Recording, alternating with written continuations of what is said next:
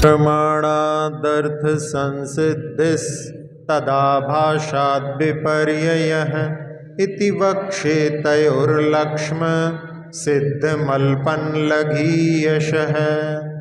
आचार्य माणिकनंदी विरचित परीक्षामुख सूत्र में तीसरा परिच्छेद चल रहा है। जो है 5 जो उसके अंग होते हैं उनका उदाहरण बतलाया था कि शब्द परिणामी हैं किया हुआ होने से, और घट का उदाहरण दे करके कि जैसे घट भी जो है किया हुआ है इस प्रकार के उदाहरण में, और फिर इसके बाद में जो है उपनय और प्रतिज्ञा का जो है दोहराना निगमन, इसके माध्यम से 5 जो है अंगों वाला उदाहरण दिया था। फिर इसके बाद में जो ये उदाहरण था वो अविरुद्ध व्याप उपलब्धि का था। तो उसमें अन्य द्रव्य जो होते हैं वो परिणामी तो होते हैं लेकिन किए हुए नहीं होते हैं, लेकिन घट जो होता है वो किया हुआ भी होता है, इसलिए इसमें व्याप्य जो है यानी अविरुद्ध व्याप्य उपलब्धि का उदाहरण था। अब इसके बाद में अगला उदाहरण बताया था अविरुद्ध कार्य उपलब्धि का, कि इस व्यक्ति में बुद्धि है क्योंकि इसके वचन आदि की प्रवृत्ति हो रही है, तो उसके माध्यम से बुद्धि के बिना वो कार्य नहीं हो सकता, इसलिए उसके माध्यम से। फिर यहाँ पर छाया है तो छाया का कारण जो है वहाँ पर छत्र है, उसके माध्यम से छाया पड़ रही है। फिर इसके बाद में आगे जो है सकट यानी रोहिणी का उदय होगा क्योंकि अभी कृतिका का उदय चल रहा है, तो इसके माध्यम से उसके बाद में उत्पन्न होने वाला। फिर इसके पहले ही भरणी का उदय हो चुका है क्योंकि भरणी का उदय उसके पहले होता है। इस प्रकार से ये पूर्वचर और उत्तरचर के उदाहरण थे। फिर सहचर उपलब्धि का बताया था कि इस मातुलिंग में रूप है रस होने से, क्योंकि रूप रस आदि सब एक साथ होते हैं, तो एक है तो बाकी सब भी होंगे। जैसे उदाहरण दिया था कि जंगल में जहाँ राम है लक्ष्मण होने से, तो इस प्रकार से। फिर जो विरुद्ध उपलब्धि है उसमें प्रतिषेध में भी उपन्य उदाहरण देखे थे कि यहाँ पर शीत नहीं है। क्यों नहीं है? क्योंकि उष्णता होने से, तो ये विरुद्ध व्याप उपलब्धि है, क्योंकि शीत का विरोधी है अग्नि, और अग्नि का जो गुण एक, उसमें अग्नि में बहुत सारे गुण होते हैं, तो उसमें उसकी उष्णता के कारण में यहाँ पर शीतलता नहीं है। फिर यहाँ पर शीतलता नहीं है धूम होने से, तो ये अग्नि का कारण, तो विरुद्ध कार्य की उपलब्धि यानी उसका कार्य, मतलब अग्नि का कार्य धुआं है, तो उसकी उपलब्धि होने से यहाँ पर।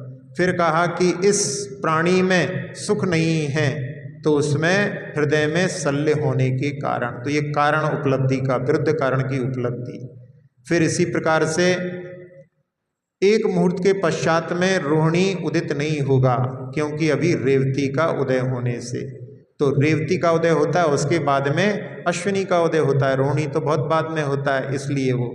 फिर एक मुहूर्त पहले भरणी का उदय नहीं हुआ पुष्य नक्षत्र का उदय होने से, तो पुष्य के पहले पुनर्वसु होता है, उसके पहले भरणी, भरणी बहुत पहले होता है, तो ये उसमें विरुद्ध जो है उत्तरचर उपलब्धि का हेतु था। फिर विरुद्ध सहचर उपलब्धि का उदाहरण दिया कि दीवाल में जो पीछे का भाग का जो अभाव नहीं है क्योंकि आगे का भाग दिखलाई दे रहा है, दोनों एक साथ होते हैं, तो वहाँ पर ये भाग दिखलाई दे रहा है, इसका मतलब है पीछे का भाग भी होगा। जैसे उसमें बतलाया था कि इसमें तेजस शरीर का भाव नहीं है क्योंकि कार्मण शरीर होने से, तो कार्मण और तेजस साथ साथ में रहते हैं। फिर इसके बाद में आगे के जो है सूत्रों के लिए अपन अब प्रारंभ करते हैं। तो अब इसमें अविरुद्ध अनुपलब्धि के भेदों को बतलाते हैं। अविरुद्धानुपलब्धि प्रतिषेधे सप्तधा स्वभाव व्यापक कार्य कारण पूर्वोत्तर सहचरानुपलम्ब भेदात।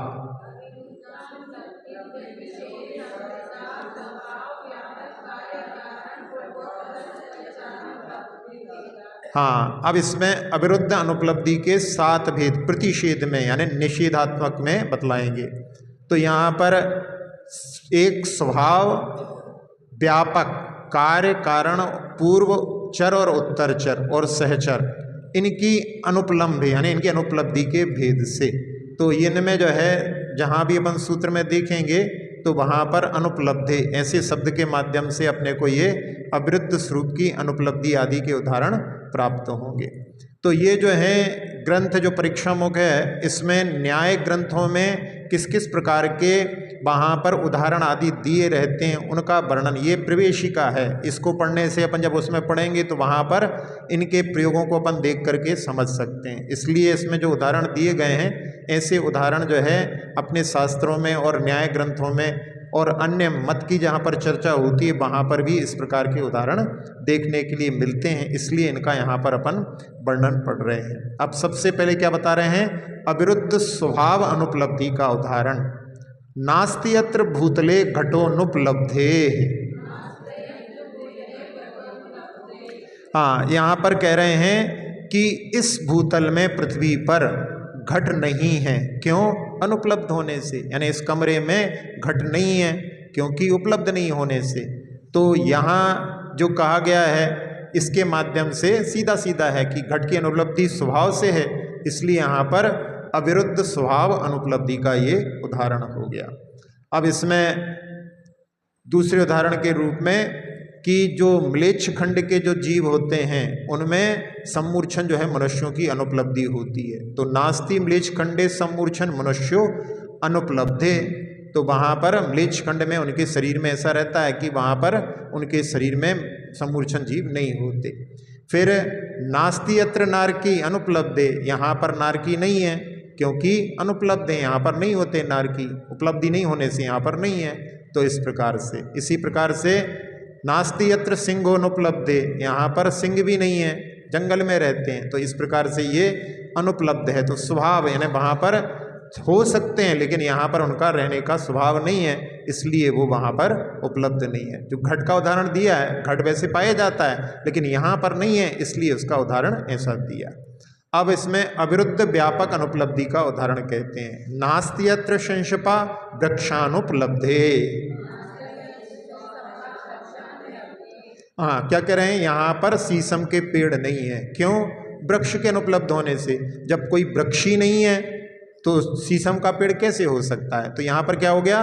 व्यापक, एक यानी वृक्ष जो है व्यापक है और व्याप होता है शीशम का। शीशम जो थोड़े क्षेत्र में रहता है वो व्याप्य कहलाता है और पूर्णता जो है वो व्यापक कहलाता है। तो जब वृक्ष व्यापक ही नहीं है तो उसमें व्याप्त रहने वाला जो शीशम का वृक्ष कैसे हो सकता है? इसलिए यहाँ पर शीशम का वृक्ष नहीं है।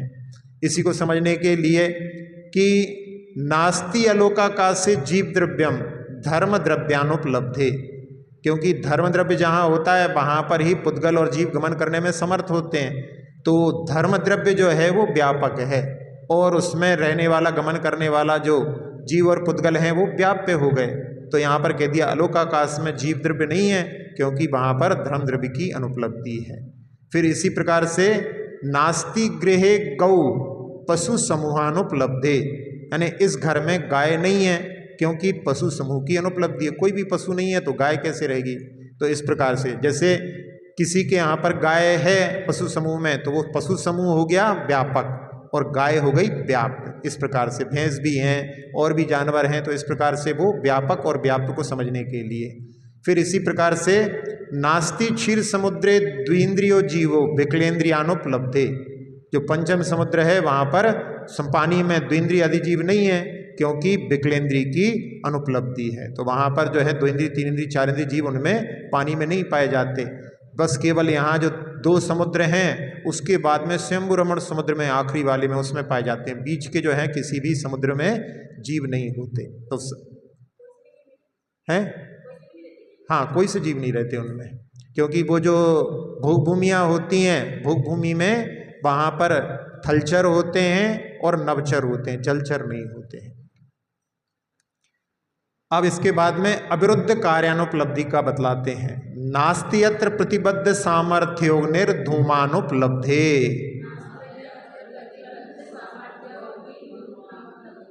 हाँ, यहाँ पर अप्रतिबद्ध सामर्थ्य वाली यानी जिसकी सामर्थ्य को दबाया नहीं गया है। जैसे राख से दबा दी गई है तो राख से दबा दी जाती है अग्नि, तो उस समय में समझ में नहीं आती कि अग्नि है कि नहीं है। पहले के समय में होता था ऐसा, कि अग्नि को राख से दबा दिया जाता था भोजन बनाने के बाद में, शाम को फिर उसको जो है निकाल लेते थे। तो यहाँ पर जो है जिसकी सामर्थ्य को नहीं दबाया गया है, ऐसी अबाधित सामर्थ्य वाली अग्नि नहीं है। क्यों? धूमानुपलब्ध, धुएं की उपलब्धि नहीं है। यदि उसको अग्नि को दबा देते हैं तो धुआं आदि कुछ नहीं निकलता, उसमें अंदर ही अंदर वो धुंधकती रहती है, लेकिन धुआं उसमें नहीं निकलता। तो इस प्रकार से यहाँ पर जो मतलब अनुपलब्धि, कार्य की अनुपलब्धि, यानी जो धुएं अग्नि का कार्य है वो क्या है? धुआं। तो धुएं की उपलब्धि ना होने से वहां पर अग्नि नहीं है। इसी प्रकार से नास्ति अस्मिन् आत्मनि शुद्धोपयोगो रत्नत्रयानुपलब्धे, कि इस आत्मा में शुद्धोपयोग नहीं है क्योंकि रत्नत्रय की अनुपलब्धि होने से। यानी जब तक रत्नत्रय नहीं होगा तब तक शुद्धोपयोग नहीं हो सकता। तो गृहस्थ में जो है शुद्धोपयोग नहीं है क्योंकि रत्नत्रय की अनुपलब्धि है। इस प्रकार से अब अविरुद्ध कारण अनुपलब्धि का बतला रहे हैं उदाहरण। नास्ति यत्र धूमो नग्नेः,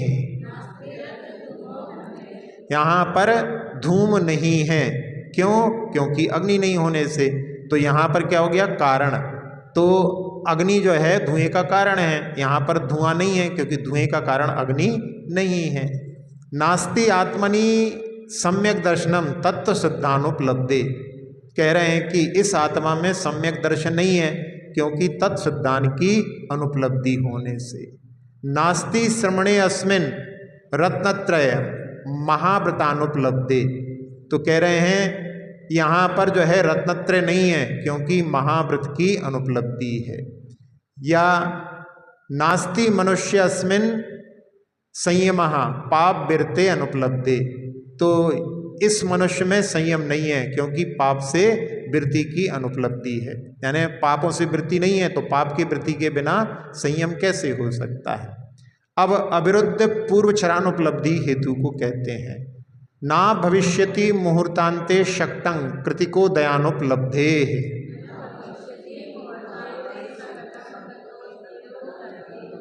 हाँ, अब यहाँ क्या कहा कि मुहूर्तांते, एक मुहूर्त के बाद में शकट यानी रोहिणी नक्षत्र का उदय नहीं होगा। कृतिको दयानुपलब्धे, कृतिका नक्षत्र के उदय की उपलब्धता नहीं होने से, क्योंकि कृतिका के बाद में ही रोहिणी का उदय होता है। तो अभी कृतिका का उदय नहीं चल रहा है, तो इसलिए इसका मतलब है एक मुहूर्त के बाद में रोहिणी नक्षत्र नहीं होगा। तो यहाँ पर क्या हो गया? अविरुद्ध पूर्वचर की अनुपलब्धि होने से, यानी जो उसके लिए सहायक है उसकी अभी उपलब्धि नहीं है। तो इसके लिए समझने के लिए कि शुक्रवार नहीं होगा। क्यों नहीं होगा कल शुक्रवार? क्योंकि गुरुवार की उपलब्धि आज नहीं होने से, ऐसा। तो इस प्रकार से अपन समझ सकते हैं। फिर आगामी महीना जनवरी नहीं होगा क्योंकि अभी वर्तमान का महीना दिसंबर ना होने से। तो इस प्रकार से ये कहलाता है। तो अविरुद्ध पूर्वचर की अनुपलब्धि यानी उसके पहले जो है उसका कौन सी उपस्थिति होनी चाहिए, उसके माध्यम से। अब उत्तरचर, अविरुद्ध उत्तरचरानुपलब्धि हेतु को कहते हैं। नोदगात भरणी मुहूर्तात् प्राक ततेव। हाँ, अब एक मुहूर्त से पहले भरणी का उदय नहीं हुआ है, उस अवस्था में कृतिका का उदय नहीं होने से। तो यहाँ पर जो भरणी का उदय नहीं हुआ है क्योंकि उत्तरचर कृतिका का उदय नहीं है। यदि कृतिका का उदय होता तो भरणी का उदय उसके एक मुहूर्त पहले होता, लेकिन वहाँ पर यानी ये पहले की अपेक्षा से बतलाया गया है। तो इसमें जैसे कल शनिवार नहीं था, आज रविवार की उपलब्धि नहीं होने से। यदि आज रविवार होता तो कल शनिवार होता, क्योंकि आज रविवार की उपलब्धि नहीं है इसलिए कल शनिवार नहीं था। तो ये पीछे की अपेक्षा से जो है यहाँ पर उत्तरचर अनुपलब्धि का उदाहरण बता रहे हैं। फरवरी नहीं था, फरवरी नहीं होने से, तो फरवरी में नहीं होने से उसके पहले वाला महीना जो है जनवरी नहीं होता। तो इस प्रकार से अब जो है अविरुद्ध सहचर अनुपलब्धि रूप हेतु को कहते हैं। यानी सहचर क्या होता है? एक साथ में होते हैं। सहचर जैसे रूप रस एक साथ में होते हैं वो सहचर कहलाते हैं। जैसे बताया था उसमें गाय के दोनों सींग जो है वो सहचर होते हैं। तो इसमें कह रहे हैं नास्ति अत्र समतुलायान मुन्नामो नामानुपलब्धे। हाँ, यहाँ पर कह रहे हैं कि यह तराजू में उन्नाम यानी ऊंचाई नहीं है, नामान उपलब्धे क्योंकि नीचापन का उपलब्ध नहीं होने से। तराजू में दोनों बराबर रहते हैं। यदि एक कह रहे हैं कि इसमें ऊंचाई नहीं है, यदि दूसरे में नीचाई होती तो उसमें ऊंचाई दिखाई देती, तो इसलिए दोनों जो हैं सहचर होते हैं इसलिए। इसी प्रकार से नास्ति अस्मिन् आत्मनि केवल ज्ञानम केवल दर्शनानुपलब्धे, इस आत्मा में केवल ज्ञान नहीं है क्योंकि केवल दर्शन की अनुपलब्धि होने से। यदि केवल दर्शन होगा तो केवल ज्ञान होगा ही, क्योंकि साथ साथ में रहते हैं। इसी प्रकार से नास्ति धर्म द्रव्य रूपम रसानुपलब्धे, जहाँ धर्म द्रव्य है वो अरूप ही है तो वहाँ पर रस नहीं है। यदि रस होता तो रूप भी होता, इसलिए रस की अनुपलब्धि होने से रूप भी उपलब्ध नहीं है। इसी प्रकार से नास्ति पुद्गले ज्ञानम चेतनानुपलब्धे, तो पुद्गल में चेतना नहीं होती तो चेतना के साथ ही ज्ञान होता है। चेतना के ही दो भेद ज्ञान और दर्शन होते हैं, तो इस प्रकार से चेतना की अनुपलब्धि होने से पुद्गल में ज्ञान नहीं है। या नास्ति तीर्थंकरे रोगो, तीर्थंकर में रोग नहीं है, क्यों? असाता कर्मो दीर्णानुपलब्धे, उनमें असाता कर्म की उदीर्णा की उपलब्धि नहीं है। असाता कर्म की उदीर्णा छठे गुण स्थान तक होती है। असाता कर्म तो उनका होता है, पूर्व का जो बंधा हुआ सत्ता में असाता कर्म जो है, क्योंकि 4 घातीय कर्मों को नष्ट किया है, अभी असाता कर्म का जो सत्ता में पड़ा है, लेकिन वो इतना कम रहता है कि जैसे हेलोजन के सामने छोटा सा जो बल्ब होता है, नाइट बल्ब जिसको बोलते हैं, ऐसा। तो पुण्य का जो है साता का बहुत ज़्यादा वहाँ पर प्रवाह है, लेकिन वो उसका अस्तित्व वहाँ पर है, लेकिन उदीर्णा नहीं होती। उदीर्णा जो है छठे गुण स्थान तक होती है। इसी को जो है श्वेतांबर लोगों ने नहीं समझ पाए तो उन्होंने भगवान को भी कबलाहारी, भगवान को भी रोग आदि इसके माध्यम से बतला दिए कि वेदनी कर्म का साता वेदनी कर्म का उदय है, इसलिए ये भी होना चाहिए। अब विरुद्ध कार्यानुपलब्धि आदि हेतु विधि से संभव हैं, अर्थात सद्भाव के साधक हैं और उनके भेद 3 ही हैं। इसको प्रदर्शित करने के लिए अगला जो है सूत्र आ रहा है, विरुद्धानुपलब्धिर विधौ त्रेधा, विरुद्ध कार्य कारण स्वभाव अनुपलब्धि भेदात।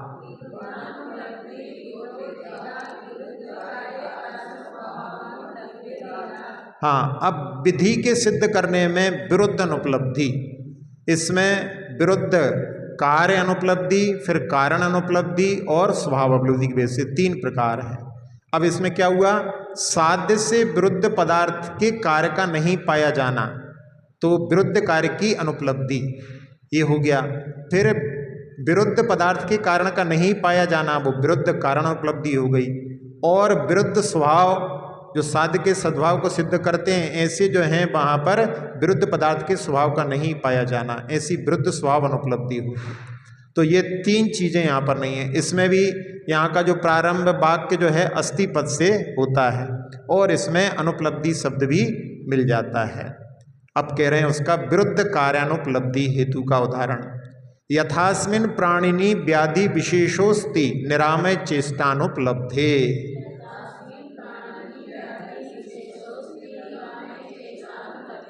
हाँ, क्या कह रहे हैं कि इस प्राणी में व्याधि विशेष है। अब क्या है कार्य, तो व्याधि का जो विपरीत का, व्याधि से विपरीत क्या है, निरामय, निरामयता। और उसका कार्य क्या है, वहाँ पर जब निरामय रहेगा तो निरामय चेष्टा होगी। जब कोई व्यक्ति रोगी नहीं रहेगा तो उसमें वहाँ पर उसकी चेष्टा जो है रोगी से रहित निरामय रहेगी। तो यहाँ पर विरुद्ध कार्य की अनुपलब्धि, तो यहाँ पर निरामय चेष्टा की अनुपलब्धि है, निरामय चेष्टा की अनुपलब्धि है मतलब उपलब्ध नहीं है, इसका मतलब है शरीर में रोग है। तो इस प्रकार से इसको समझाते हैं। अब इसी के उदाहरण के लिए कि अस्मिन् देवे कामना अस्ति संतुष्टे अनुपलब्धे, कि इस देव में इच्छा है। इच्छा कब होगी, जब कोई संतुष्ट नहीं होगा, संतुष्ट होगा तो इच्छा नहीं होगी। तो इस देव में इच्छा है क्योंकि संतुष्टि की अनुपलब्धि है। तो इस प्रकार से एक कार्य। फिर अस्मिन् प्राणिनि संयमो अस्ति प्रमादानुपलब्धे, इस प्राणी में संयम है क्योंकि प्रमाद की अनुपलब्धि होने से। इसी प्रकार से अस्मिन् देहिनि संयत ज्ञान अस्ति अनर्थ भाषणानुपलब्धे, इस प्राणी में संयत ज्ञान है अनर्थ भाषण की अनुपलब्धि होने से। अब विरुद्ध कारणानुपलब्धि हेतु को बतलाते हैं। अभी जो कार्य था, अब इसके बाद में कारण बतलाएंगे। तो अस्त्यत्र देहिनी दुख मिष्ट संयोगा भावात। हाँ, इस प्राणी में दुख है इष्ट संयोग के अभाव होने से। तो यहाँ पर जो इष्ट संयोग का अभाव जो है हेतु है और साध्य है दुख होना, तो इसके माध्यम से उसका कारण हो गया, क्योंकि इष्ट संयोग का भाव ही दुख को उत्पन्न करता है। तो इस प्रकार से यहाँ पर हेतु जो है वो वहाँ पर कारण है, तो इष्ट संयोग के अभाव से दुख उत्पन्न हो रहा है। तो इस प्रकार से ये हो गया विरुद्ध कारणानुपलब्धि हेतु का। अब विरुद्ध स्वभाव अनुपलब्धि हेतु का उदाहरण बताते हैं। अनेकांतात्मक वस्तुएकांत स्वरूपानुपलब्धे।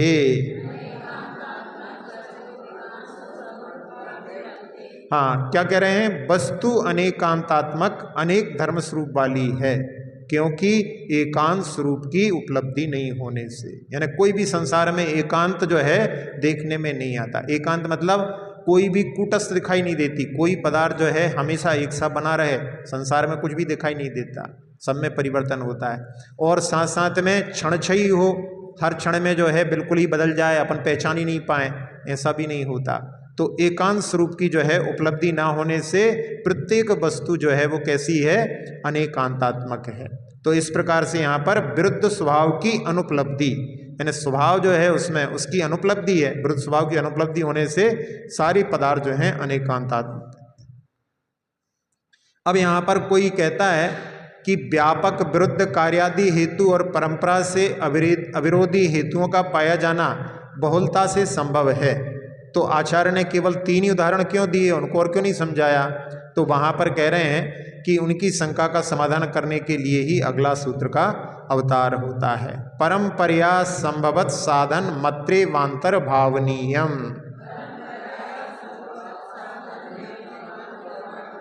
हाँ, परंपरा से जो संभव हैं उन साधन को अत्रेव यानी इनमें ही अंतर्भाव कर लेना चाहिए, उनके लिए अलग से जो है देने की आवश्यकता नहीं। तो किसी भी कार्य की उत्पत्ति में अनेक कारणों की आवश्यकता होती है। अब कोई भी कार्य निरंतर आगे बढ़ते हुए क्रम से पूर्णता को प्राप्त होता है, तो उस क्रम में बीच में जो पर्याय आती हैं वे सभी अंतिम पर्याय के लिए परंपरा कारण होती हैं। तो उन सभी परंपरा रूप हेतुओं का अंतर्भाव पहले बताए गए इन्हीं हेतुओं में होता है। इन हेतुओं से अन्य कोई और अधिक भेदों की आवश्यकता भी नहीं है और ना इससे ज़्यादा कोई हेतु हो सकते हैं। इसलिए यहाँ पर 3 जो बतलाए हैं उनके माध्यम से ही पूर्णता प्राप्त हो जाती है। अब इसमें जो है उदाहरण दे करके अपनी बात को और स्पष्ट कर रहे हैं आचार्य महाराज। अभूदत्र चक्रे शिव का स्थासात। हाँ, यहाँ पर चक्र पर जब कुम्हार घड़ा बनाता है तब उसमें शिव का अभूत, शिवक पहले हो चुका है, स्थासात यानी स्थास होने से। यानी अभी जो है उसकी जहाँ मिट्टी का लौंदा रखा जाता है तो सबसे पहले उसको शिवक बोलते हैं, फिर बाद में छत्रक, स्थास, कोस, कुसूल ऐसी उसकी आगे पर्याय चलती हैं। तो अभी वर्तमान में स्थास है, इसका मतलब है शिवक तो पहले ही हो चुका है। जैसे कोई कहे कि इस दूध में दही हो चुका है घी बनने से। अब घी बना है तो पहले दही बना होगा। अब ये बात अलग है कि उस जमाने में दूध से घी नहीं बनाते, दूध से भी जो है घी सीधा नहीं बनाते थे। आजकल तो जो है दूध से सीधा घी बना लेते हैं, दही जमाने की जरूरत ही नहीं है। लेकिन उसका नाम मालूम है आपको? उसको जो है घी नहीं कहते, उसको मिल्क ऑयल कहते हैं। वो घी नहीं कहलाता। घी तो जो बनाने की प्रक्रिया है, जमा करके जो बनाया जाता है वही घी कहलाता है। और जो केवल दूध से निकाल लिया जाता है वो घी, भले ही आप उसको किसी को कहने लगो, लेकिन उसका नाम मिल्क ऑयल है, यानी दूध से निकला हुआ तेल। तो इसलिए वो जो है खतरनाक होता है। जो दूध से दही जमा करके निकालते हैं छाछ आदि के माध्यम से, वो जो है नुकसानदायक नहीं होता।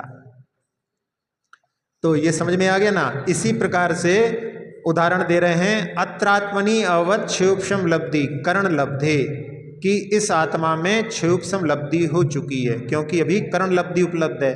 तो क्या आगे की चीज उपलब्ध हो रही है, इसका मतलब है पहले क्षयोपम लब्धि तो पहले हो ही चुकी है। इसी प्रकार से अस्मिन् आत्मनि शुभोपयोग अभवत केवल ज्ञानात्, इस आत्मा में शुभोपयोग हो चुका है केवल ज्ञान होने से। तो क्योंकि शुद्धोपयोग जो होता है वो शुभोपयोग पूर्वक ही होता है। जब शुद्धोपयोग का फल प्राप्त है तो शुभोपयोग भी पहले होता है, और अशुभोपयोग से सीधा शुद्धोपयोग कभी नहीं होता। इसलिए यहाँ पर फिर अस्मिन आत्मनि प्रमत्ता प्रमत गुणस्थान परिणति अवध सहयोगी गुणस्थानात्, कि इन्होंने सहयोगी गुणस्थान यानी 13वें गुणस्थान में पहुँचे हैं, तो मतलब छठे 7वें गुणस्थान को पहले पार करके आए हैं। क्योंकि कोई भी मुनिराज जब तक हजारों बार छठे 7वें में ऊपर नीचे नहीं हो लेते तब तक जो है ऊपर नहीं उठ सकते। तो इसके माध्यम से आगे आगे की जो कार्य की अपेक्षा बनते हैं उनका सबका इसी में अंतर्भाव हो जाता है। इतना ही रखते हैं। अक्षर पद मात्रा से दूषित वचन अगर ममहीन रहे, और प्रमाद कषाय के वश में सम्यक अर्थ विलीन किए। जिन वाणी माता मेरी उन सब त्रुटियों को क्षमा करें, दे आशीष शीघ्र हम सबको केवल लब्धि रमा मिले।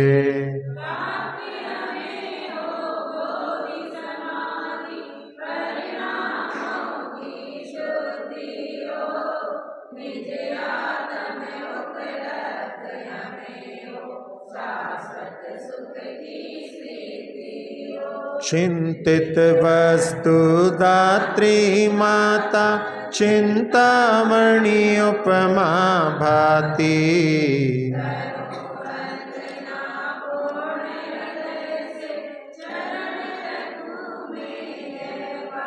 कर जिन वाणी स्तुति तन की ममता तार, महामंत्र का जाप अब सभी जपें नभ बार।